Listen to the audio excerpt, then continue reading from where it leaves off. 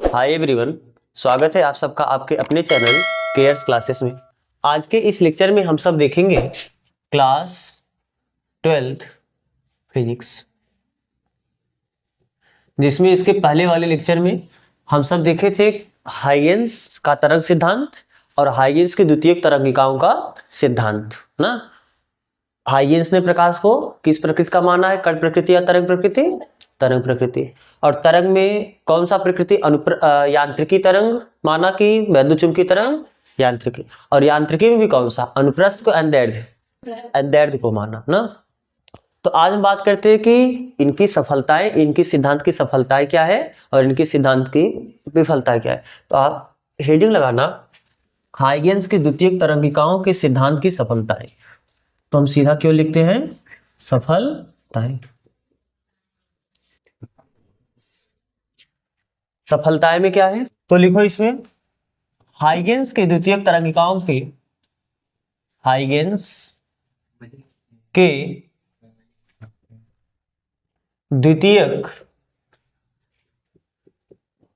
तरंगिकाओं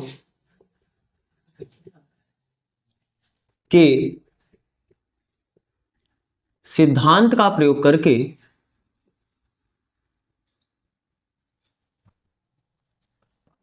करके प्रकाश के परावर्तन,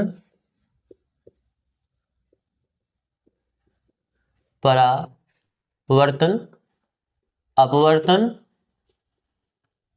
व्यतिकरण, विवर्तन तथा ध्रुवण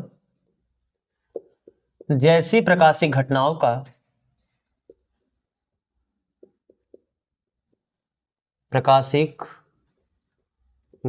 का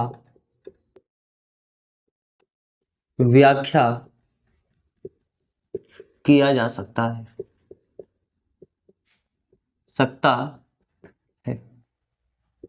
यही तो इनकी सफलता है कि हम इनके सिद्धांत का प्रयोग करके परावर्तन का, अपवर्तन का, विवर्तन, व्यतिकरण और ध्रुवण, इतने घटनाओं का व्याख्या कर पाए। थोड़ा ध्रुवण में भी हल्का सा स्टार लग जाता है। स्टार लगने का मतलब कि इन्होंने प्रकाश को किस प्रकृति का माना है? अनुदैर्ध्य की अनुप्रस्थ? अनुदैर्ध्य प्रकृति से हमने ध्रुवण का व्याख्या नहीं कर पाएंगे, तो इसके लिए हमको अनुप्रस्थ प्रकृति का मानना पड़ेगा ना। यही हल्का सा ध्रुवण में दिक्कत हो जाता है। तो फिर अब इनकी क्या विफलताएं यानी हाइगेंस की द्वितीयक तरंगिकाओं के सिद्धांत की विफलताएं। सबसे पहली विफलता इनकी क्या है? इन्होंने ये नहीं बता पाया कि द्वितीयक तरंगिकाओं से जो तरंगाग्र बनता है वह अग्र दिशा में क्यों। अभी कल बात हुआ था ना कि जो द्वितीयक तरंगिकाओं से उससे जो आपका तरंगाग्र बनता है वो आगे ही बनता है, पीछे क्यों नहीं तरंगाग्र बनता है। जबकि इनके हिसाब से तरंगाग्र की नई स्थिति कैसे बताते हैं हम? जो द्वितीयक तरंगिका होता है उस पे स्पर्श रेखा खींच के उसका अनुवालोप लेके। तो अनुवालोप अंदर आगे भी लिया जा सकता है और पीछे भी लिया जा सकता है, तो क्यों आगे वाला ही लेते हैं पीछे वाला नहीं लेते? इसकी व्याख्या ये नहीं कर पाए। तो सबसे पहला विफलता आपको लिखना है तो आप लिख सकते हो ना कि इन हाइगेंस के द्वितीयक तरंगिकाओं की सिद्धांत की विफलताएं निम्नवत है। जिसमें पहला, हाइगेंस ने यह ना बता पाया, हाइगेंस ने यह नहीं बताया कि क्यों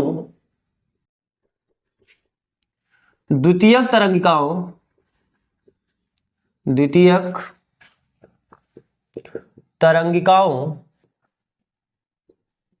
से तरंगाग्र अग्र दिशा में ही प्राप्त होता है।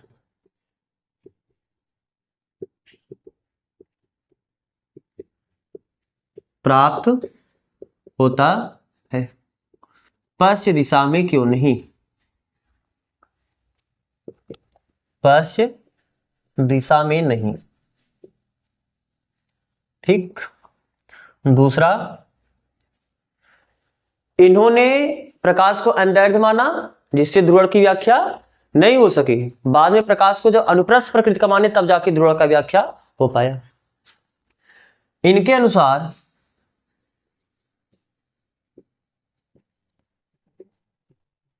प्रकाश अनुदैर्घ्य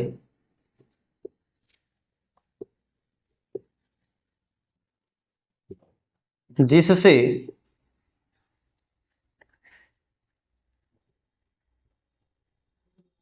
ध्रुवण की व्याख्या नहीं हो पाई। बाद में प्रकाश को अनुप्रस्थ मानकर ध्रुवण की व्याख्या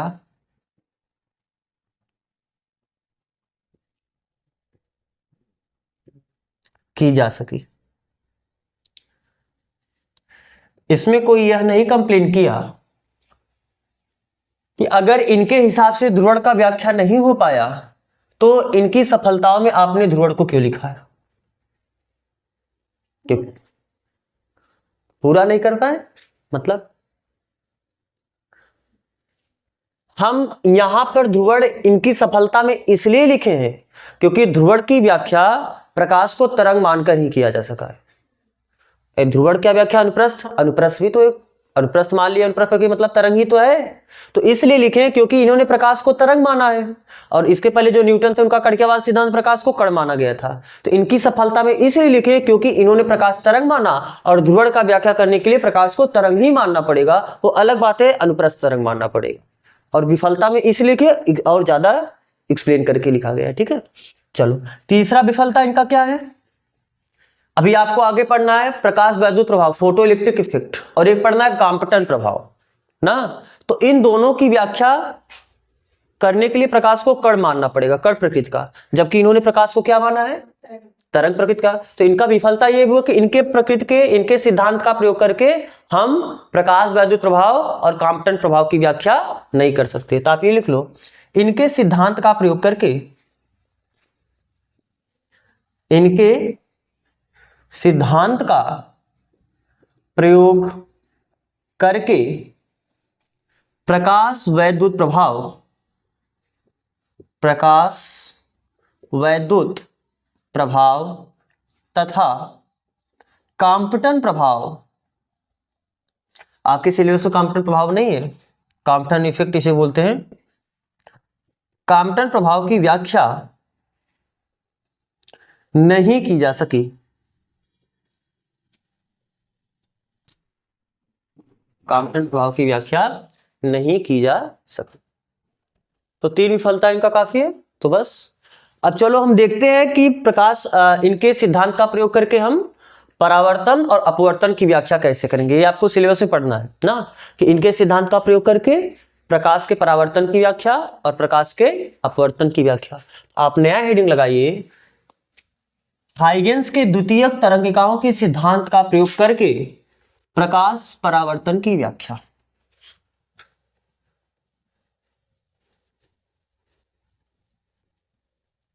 हाइगेंस के द्वितीयक तरंगिकाओं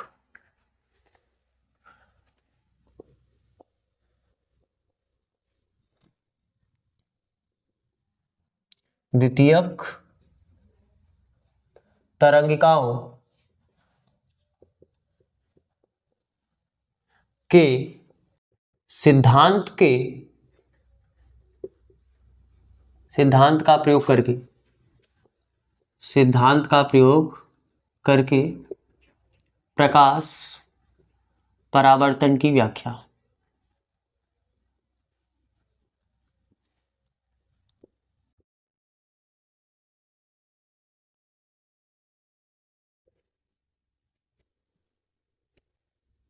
हो गया। देखो थोड़ा ध्यान से देखना, क्योंकि इसका अगर आपको ये फिगर समझ में आ गया तो ये फिगर देख के पूरा इसका लैंग्वेज लिखना है। बस 4-5 लाइन आपको अलग से थोड़ा सा डेरिवेशन करना है। ये क्या है, एक पृष्ठ है। कैसा पृष्ठ है, परावर्तक पृष्ठ है, जिससे प्रकाश का क्या हो सके। तो ऐसा भी पृष्ठ होता है, पृष्ठ अलग से बनाना पड़ता है क्या प्रकाश परावर्तन के लिए। कोई पृष्ठ लेके ला के रख दो, हर पृष्ठ से तो प्रकाश का परावर्तन हो जाएगा, ऐसा होता है। बिल्कुल नहीं। अगर ये पारदर्शी पृष्ठ होगा तो फिर प्रकाश का परावर्तन कहाँ होगा? तो तब तो प्रकाश एक पार से दूसरी पार निकल जाएगी ना। तो परावर्तन होने के लिए आपको क्या करना पड़ेगा? दूसरे साइड पॉलिश करना पड़ेगा। तो इसलिए हम इसे कहते हैं परावर्तक पृष्ठ। तो मान लेते हैं कि इस पृष्ठ का मैंने नाम दिया क्या? MM dash. तो केवल पृष्ठ ना बोल के हमें बोलना पड़ेगा कि ये क्या है? आपका एक परावर्तक पृष्ठ है। अब आपको अभी कल आपने देखा है तरंगाग्र और किरण दोनों एक दूसरे की क्या होती है? लंबवत होती है। जैसे मान लो ये तरंग चल रही है, अगर ये समांतर तरंग, ये क्या है? एक तरंग है, हालांकि ये इस प्रकार से चलता है, लेकिन हम इसे एक किरण मान लेते हैं। किरण क्या होता है? तरंगाग्र के चलने की दिशा को किरण कहते हैं, और किरण सदैव तरंगाग्र पर क्या होता है? लंबवत। तो अब इसे हम किरण कह सकते हैं। तो मान लो ये आपका एक किरण और आपका दूसरा किरण है, तो जो तरंगाग्र होगा कुछ इस तरीके से होगा, तरंगाग्र कुछ इसी तरीके से होगा। क्यों? ये तरंगाग्र जो है ये किरण पर लंबवत, और उल्टा भी बोल सकते हो, तरंगाग्र पर किरण लंबवत, किरण पर तरंगाग्र लंबवत और तरंगाग्र पर किरण लंबवत होता है। तो मान लो कि यह आपका ये एक तरंगाग्र है। अब समझो ध्यान से, कोई एक तरंगाग्र है इस तरीके से, यह तरंगाग्र आके इस सतह पे पड़ा, यानी ये क्या है आपका? ये थोड़ा टेढ़ा है, इसे सीधा बनाओ, ठीक है। ये आपका क्या है? एक तरंगाग्र है। इस तरंगाग्र को चलो हम बोल देते हैं, कुछ नाम देते हैं A, और इसको हम क्या कहते देते हैं? B। तो अगर हमें किरण बनाना होगा तो किरण कैसे होगा? इस पे परपेंडिकुलर होगा, लंबवत होगा, यानी इस तरंगाग्र पर 90 अंश का कोण बनाता हुआ जो एक रेखा खींचो, चलो अभी उसे मिटा, और ये आपका दूसरा किरण,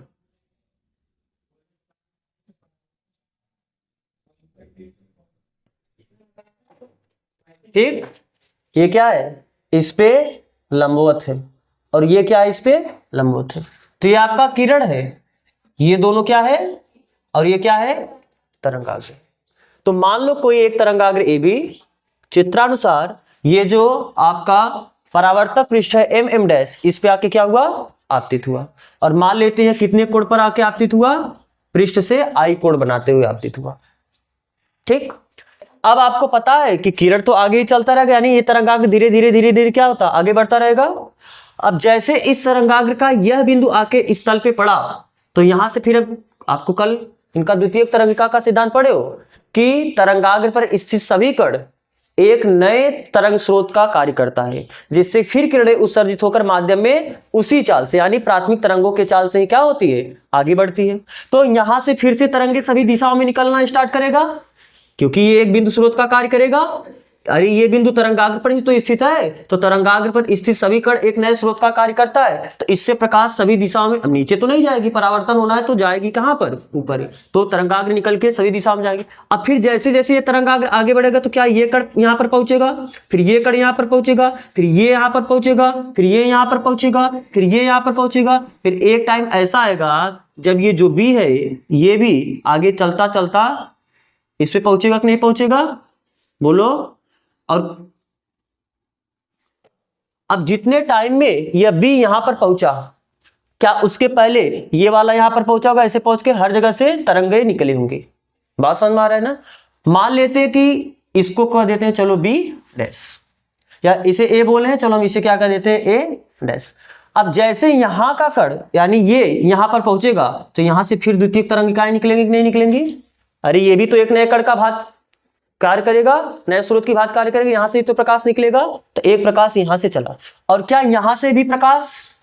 देखो अभी यहां से सबसे पहले प्रकाश यहां से निकला होगा, फिर यहां से आके प्रकाश गया होगा, फिर यहां से आके प्रकाश गया होगा, फिर यहां से आके प्रकाश गया होगा, और एक पॉइंट लास्ट में ये B वाला आके पहुंचा होगा यहां पर। तो जब तक B पहुंचागा तब तक उसके पहले ही हर जगह से प्रकाश परावर्तित हो चुके होंगे। तो चलो सबसे पहले यहां से चले होंगे। अब आपको पता है कल तीसरा नियम आपको जब एग्जाम्पल करके बताए थे, वहां पर क्या बताए थे? मान लो कि T टाइम पे प्रकाश यहां से यहां पहुंचा, तो क्या उतने ही टाइम पे, और प्रकाश का चाल क्या है? V। प्रकाश का चाल क्या है? V। अब मान लेते हैं ना, हम लिख देंगे लैंग्वेज में कि प्रकाश किस चाल से चल रही है? V चाल चल रही। तो T टाइम में ये यहां से यहां तक कुछ दूरी चली होगी, बोलो। T टाइम में प्रकाश यहां से यहां तक कितना दूरी चला होगा? B डैश दूरी चला होगा। उतना ही दूरी, यानी V चाल से अगर प्रकाश चला तो T टाइम पे उतना ही दूरी यहां से तो प्रकाश चला होगा, तो आपको बताए थे क्या करोगे, इसको सेंटर मान के उतनी दूरी का आप क्या कर लोगे, केवल चाप लगा दोगे। बात समझ में आ रहा है? तो हम क्या करेंगे, उतने ही त्रिज्या का एक यहां से क्या लगा देते हैं, चाप। चलो मान लो इसको हम ये भी कहते हैं, जो यहां से मैंने उतने दूरी का एक चाप लगाया और वो चाप आपका कुछ इस तरीके से आया। ठीक, अब आप क्या करोगे, यहां से एक इस पे स्पर्श रेखा खींचोगे। क्यों, जो ढकने वाला होगा वही तो दूसरी तरंगाग्र होगा। अरे तरंगाग्र की नई स्थिति कैसे बताते थे, इन सभी चाप का जो कॉमन पॉइंट होता था उसको मिलाओगे, वही आपका क्या होता था। चलो आ जाओ, देखो इधर, मान लो ये आपका पहला तरंगाग्र है, इस तरंगाग्र पर जितने भी कण है सभी नए प्रकाश स्रोत का कार्य करेंगे। यहां से द्वितीयक तरंगिकाएं आप बनाते हो, तो इन द्वितीयक तरंगिकाओं का जो स्पर्श करता हुआ पृष्ठ होगा वही तो इस तरंगाग्र की नई स्थिति बताएगा। तो अगर आपने ये चाप की चाप, इस चाप पे आप क्या करोगे, पहले एक स्पर्श रेखा इसको कवर करता हुआ, ये आपका द्वितीयक तरंगाग्र होगा, सॉरी द्वितीयक तरंगिकाएं होगा, ये वाला पोर्शन। हम कहते हैं आप पूरा मत बनाना, केवल आप एक चाप बना के काम कर लेना। तो ये आपका द्वितीयक तरंगिकाएं है। अब इसको स्पर्श करता हुआ, क्योंकि फिर यहां से निकलेगा उसके लिए भी बनेगा, सबके लिए बनेगा, और ये पॉइंट तो अभी चला ही नहीं है, इसके लिए अभी आगे जाकर कहीं बनेगा। तो अगर इन सब का स्पर्श करते हुए एक पृष्ठ खींचोगे तो क्या यही द्वितीयक तरंगाग्र होगा। तो चलो मैंने क्या किया, यहां से एक स्पर्श रेखा, सॉरी एक चाप लगाया और यहां पर एक स्पर्श रेखा खींचा कुछ इस तरीके से। ठीक, ये क्या है आपका, ये द्वितीयक तरंगाग्र है। अरे आपका पहला तरंगाग्र था, फिर ये आपका इस तरंगाग्र की नई स्थिति है, यानी ये नया तरंगाग्र है। और अगर हमें अब इस पे किरण खींचना होगा तो क्या होगा, किरण सदैव तरंगाग्र पर क्या होता है, लंबवत, यानी ये इस तरीके से आगे फिर ये किरण चलेगा। यानी ये क्या था आपका, थोड़ा ये ज्यादा बड़ा हुआ, इसको इतना बड़ा मत बनाओ, ठीक है, ये बड़ा है, बड़ा है तो इतना चले। चलो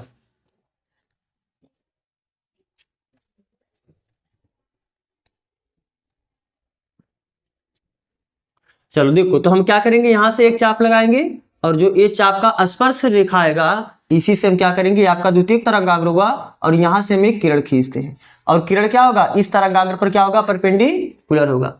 तो ये प्रकाश किरण यहां तक पहुंचा होगा, इसको हम क्या नाम दे देते हैं, इसे ए डैश बोले, चलो इसे क्या बोल देते हैं, बी डैश।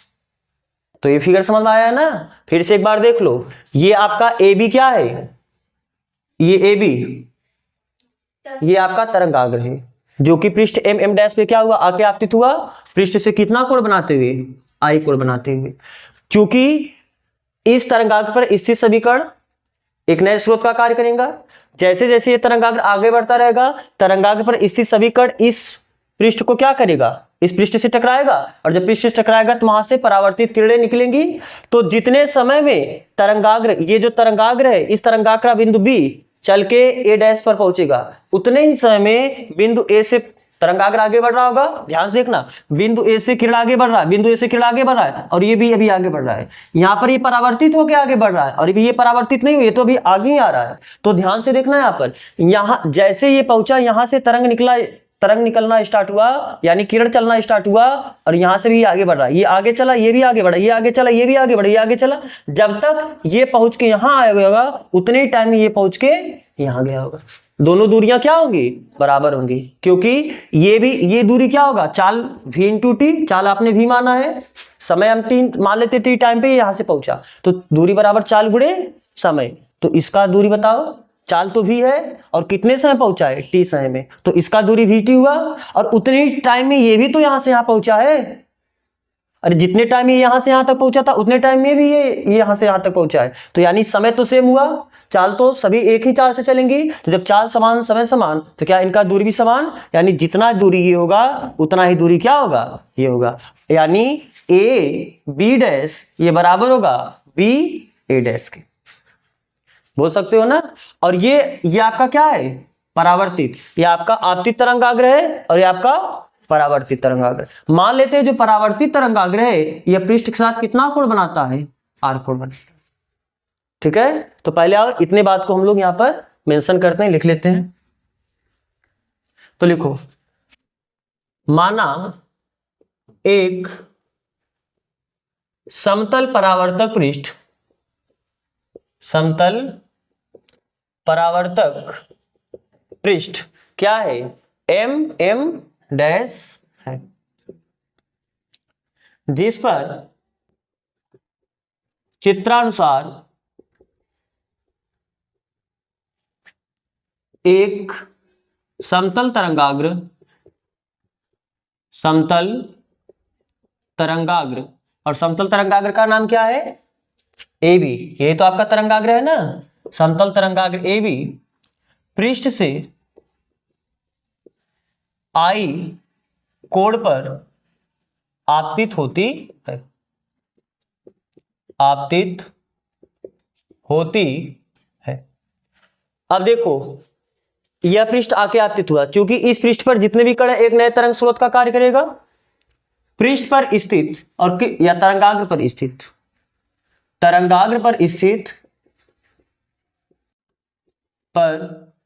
स्थित सभी कण एक नए तरंग स्रोत का कार्य करती है, नए तरंग स्रोत का कार्य करती है। अब जैसे जैसे तरंगाग्र आगे बढ़ेगा, जैसे, या ज्यों ज्यों लिखना ज्यादा सही है, जैसे जैसे ने, ज्यों ज्यों तरंगाग्र आगे बढ़ेगा, उस पर स्थित सभी कण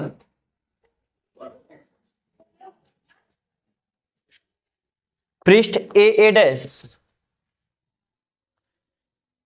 ए या ऐसे लिख लो, उस पर स्थित सभी कण परावर्तक पृष्ठ एम एम डैश से टकराती हैं, टकराती है, तथा उससे द्वितीयक तरंगिकाएं, द्वितीयक तरंगिकाएं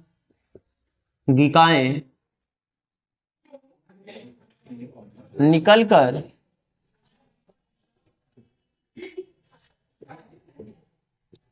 माध्यम में चाल भी से आगे बढ़ती हैं, आगे बढ़ती।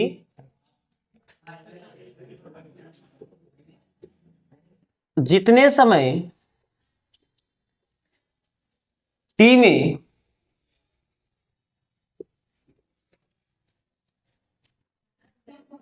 बिंदु बी से तरंग निकलकर बिंदु ए डैश तक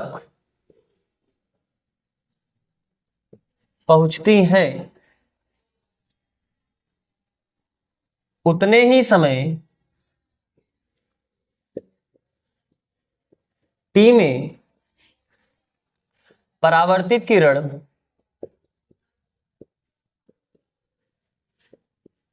ए से कहां तक पहुंच जाती हैं?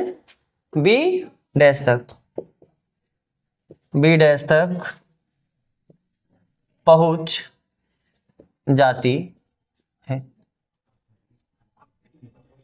इस प्रकार बी डैश ए डैश परावर्तित तरंगाग्र होगी।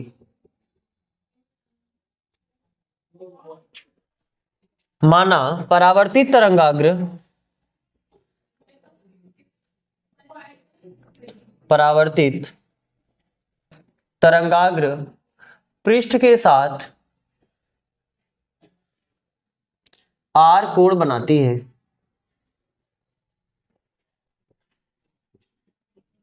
ठीक है। अच्छा आप ये बताओ, क्या अभी पहले पूरा इतना लिखो फिर हम कॉपी करते, थोड़ा इसमें स्पेस बनाते।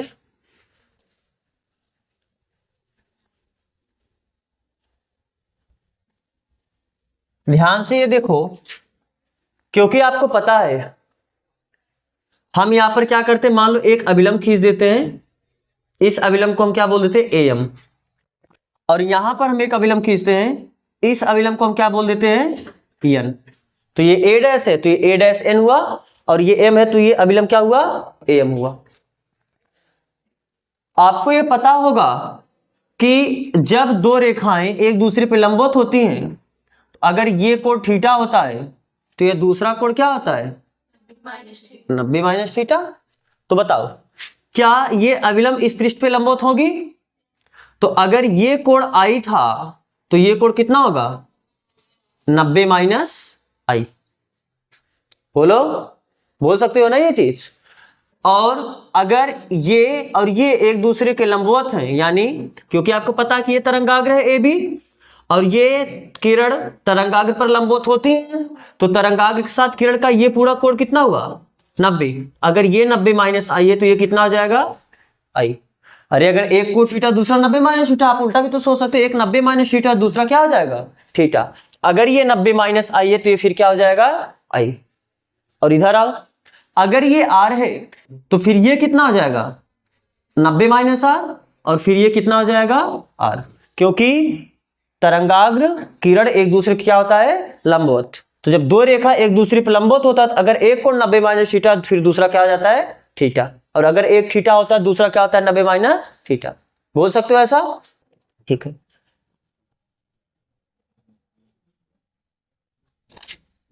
अब आप ये बताओ, ध्यान से देखना, ये सब कोण तो हम केवल वैसे समझाने के लिए केवल हम इसमें आई को बनाते हैं और इस आई को बनाते हैं, और यहां पर केवल इसे बनाते हैं। तो आपको पता है कि जितना दूरी ये होगा उतना ही दूरी ये होगा, तो आप इस बात को पहले लिख लो, चूंकि ए से बी डैश ये दूरी किसके बराबर होगा, बी से ए डैश, बी ए डैश, और ये भी किसके बराबर होगा, v इंटू टी। दूरी बराबर चाल गुणे समय होता है ना, तो ये दोनों प्रकाश, ये दोनों किरण किस चाल से चला है, v चाल से चला है, और कितने समय तक चला है, t समय तक, तो v इंटू टी, यही होगा, ठीक है। अब आप ये क्या बता, क्योंकि हमको सिद्ध क्या करना है, परावर्तन का व्याख्या करें। परावर्तन का व्याख्या करने का मतलब आपको सिद्ध करना है आपतन कोण परावर्तन कोण क्या होगा, और आपतन कोण है क्या आई, और परावर्तन कोण क्या है। अरे देखो ये आपतित किरण है, अभिलंब साथ कितने कोण पर आपतित हुआ है, और ये परावर्तित किरण है, ये अभिलंब से कितना कोण बनाते हुए गया है, आर। तो मैं यही तो कोण सिद्ध करना, आई बराबर आर के। तो आई बराबर आर कैसे सिद्ध करेंगे, क्या आपको एक त्रिभुज ये दिखा, और ये कौन सा त्रिभुज है, समकोण। क्यों समकोण होगा, क्योंकि ये तरंगाग्र है और ये आपका किरण है, तो ये 90 अंश हुआ। अगर ये 90 अंश हुआ तो इधर भी तो 90 अंश होगा, तो यानी त्रिभुज ए बी ए डैश, त्रिभुज ए बी ए डैश। और एक हम दूसरा त्रिभुज लेते हैं, ये पूरा त्रिभुज, क्या ये पूरा त्रिभुज भी समकोण होगा, क्यों, क्योंकि ये तरंगाग्र है, तरंगाग्र पर जो तरंग होता है वो लंबवत होता है, तो अगर ये 90 अंश है तो इधर भी 90 अंश होगा, तो अगर ये 90 अंश होगा तो ये कोण भी समकोण हुआ, यानी A B dash A dash, A B dash A dash से। क्या लिख सकते हो, हमें ये दोनों बराबर मालूम है, अरे जितना भुजा ये होगा उतना ही ये होगा। एक बार पहले इस त्रिभुज का भुजा बी ए देखो, ये जो समकोण त्रिभुज है ए बी ए डैश, इसका भुजा बी ए डैश ये बराबर है। दूसरा समकोण त्रिभुज देखो A B dash A dash, इसका कौन सा भुजा, ये वाला, यानी ए बी डैश, क्योंकि ये दोनों किसके बराबर है, VT के बराबर है, इसलिए दोनों क्या होगा, बराबर होगा। अच्छा क्या ये जो भुजा है ए ए डैश यह 90 अंश के सामने है, और यह जो भुजा है ए ए डैश ये इस 90 अंश के भी तो सामने है, और ये दोनों त्रिभुज के लिए क्या है, कॉमन है, यानी उभयनिष्ठ है। और ये है क्या, कर्ण। कर्ण है कि नहीं, कर्ण है। 90 अंश के सामने वाली जो भुजा होती है उसी को तो आप कर्ण बोलते हो, तो यानी चूंकि, या आप उसी का आगे लिखो ए ए डैश ये बराबर है ए ए डैश, और ये क्यों बराबर है, ये क्या है, उभयनिष्ठ भुजा, ठीक। और ये कोण तो दोनों, ये भी 90 अंश है ये भी 90 अंश है दोनों त्रिभुज में, यानी कोण ए बी ए डैश ये किसके बराबर है, इस कोण के, यानी A B dash A dash, कोण A B dash A dash. और ये क्यों बराबर है? क्योंकि ये दोनों कितना है 90 अंश। और 90 अंश क्यों? क्योंकि तरंगाग्र किरण पर सदैव क्या होता है? तो क्या आपको यहाँ पर RHS दिखा? हम इस दोनों त्रिभुज को अलग अलग बनाते हैं, ध्यान से देखना। एक त्रिभुज आपका ये हुआ और इस त्रिभुज को हम थोड़ा अलग बनाते हैं समझने के लिए केवल। ये आपका पॉइंट है B और ये आपका पॉइंट है B डैश, ये आपका पॉइंट है A, ये आपका पॉइंट है A डैश, फिर ये वाला पॉइंट आपका है A और ये वाला पॉइंट आपका क्या A डैश। ये कोण 90 अंश हुआ, ये कोण भी 90 अंश हुआ, जितना ये है उतना ये है। और इस त्रिभुज की ये भुजा यानी BA डैश और इस त्रिभुज की ये भुजा यानी AB डैश, ये दोनों भी बराबर है। अरे ये दोनों आपस में बराबर है, तो दोनों त्रिभुज में एक राइट एंगल बना समकोण, कोण के सामने वाला कर्ण अपने हाइपोटेनस कर्ण बराबर है और एक साइड भी बराबर हो गया, एक साइड ये इसके बराबर हुआ। तो आप सर्वांग समता का एक कसौटी जानते हो, RHS कसौटी, राइट एंगल हाइपोटेनस और एक साइड। राइट एंगल का मतलब समकोण यानी 90 अंश का कोण, हाइपोटेनियस का मतलब कर्ण और एस का मतलब साइड, एक कोई भुजा। तो अगर किसी दो समकोण त्रिभुज में, क्योंकि एक कोण समकोण हो गया 90 अंश और कर्ण बराबर हो जाए और उनके अलावा जो दो भुजा बचा है उनमें से कोई एक भुजा आपस बराबर हो जाए, तो RHS से दोनों त्रिभुज क्या हो जाता है? सर्वांग सम। तो ये दोनों त्रिभुज, तो दिस इंप्लाइज दैट RHS सर्वांग समता कसौटी से, सर्वांग समता कसौटी से क्या ये दोनों त्रिभुज सर्वांग सम हुआ? कौन सा त्रिभुज? त्रिभुज ए बी ए डैश, यह सर्वांग सम हो जाएगा किस त्रिभुज की? अब यहां पर थोड़ा चलते वक्त आप ध्यान देना, ध्यान से देखो, आप लिखने का वहां पर आपको तरीका भी पता है। ए डैश किसके बराबर है? ए डैश के बराबर है। फिर इसमें ए डैश बी ये किसके बराबर है? ए बी डैश के। तो आप लिखते कैसे सर्वांग समता? किसी को कैसे नहीं लिख देते हो? देखो इसका पहला ये दोनों कॉमन होता है, उसको आप कहां लिखते हो? बीच में। जो इसका पहला भुजा बचा उसको पहले, जो इसका बाद भुजा बचा उसे बाद में। ऐसा ही बाद में इधर करो। इन दोनों में क्या कॉमन है? ए कॉमन है क्या? तो जो कॉमन है उसको क्या लिखोगे? बीच में। इसका पहला बचा पहले लिखोगे, जो बाद वाले का बचा उसे। तो यानी त्रिभुज आप अगर ऐसे भी लिख दो ए डैश बी, ये सर्वांग सम हो गया किसके? ए डैश ए बी के। और जैसे ही दोनों त्रिभुज सर्वांग सम हुआ, उनके संगत कोण संगत भुजा सब बराबर हो जाते हैं सर्वांग सम त्रिभुज में। यानी इस बात का मतलब क्या हुआ? ध्यान से देखना, कोण ए, ये कोण किसके बराबर हुआ? ए डैश के। ए डैश वाला कोण, ये कोण किसके बराबर हो जाएगा? ए के। और जो बी वाला कोण है ये तो बी के बराबर है जी। तो हमें यही तो चाहिए था, ये वाला कोण, यानी यही कोण क्या था आपका? आई, और ये कोण आपका क्या था? आर। ये दोनों कोण तो बराबर है। तो आप लिख सकते हो यहां से दिस इंप्लाइज दैट कोण ए यानी बी ए डैश, बी ए डैश ये बराबर हुआ ए डैश के। यहां पर ए डैश को कैसे लिखोगे? बी डैश ए। कोण लिख देना, कोण बी डैश ए के। बात समझ में आ रहा है ना? और यही कोण आपका क्या है? आई, और यही कोण आपका क्या है? आर। क्यों ऐसा लिखा समझ में आ रहा है? फिर से एक बार देख लो। आप यहां से जब दो त्रिभुज सर्वांग सम होते हैं तो संगत कोण बराबर होते हैं, और संगत कोण का मतलब पहला कोण पहले के बराबर।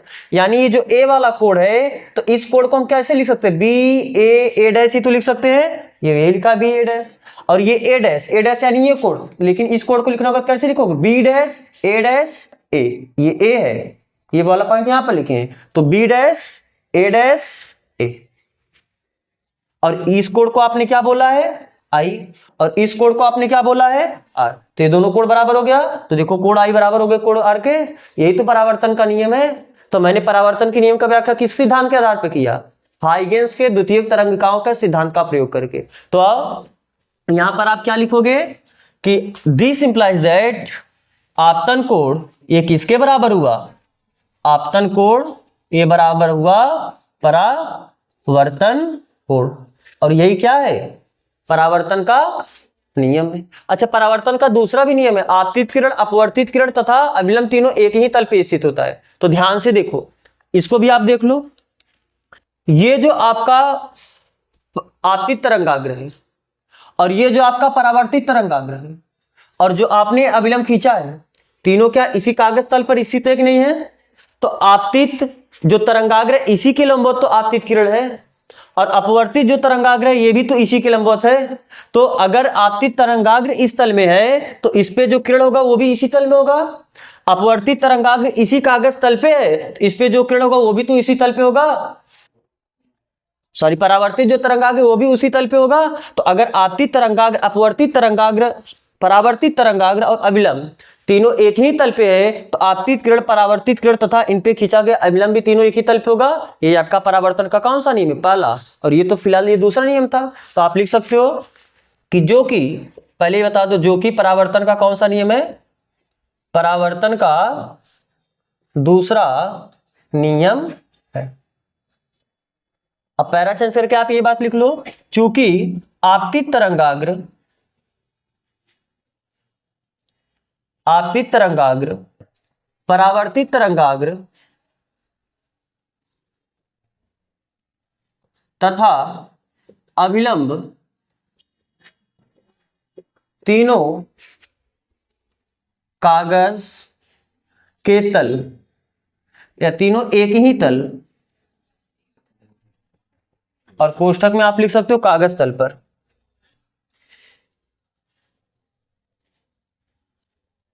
स्थित है। अतः आपतित किरण, परावर्तित किरण तथा अभिलंब तीनों एक ही तल पर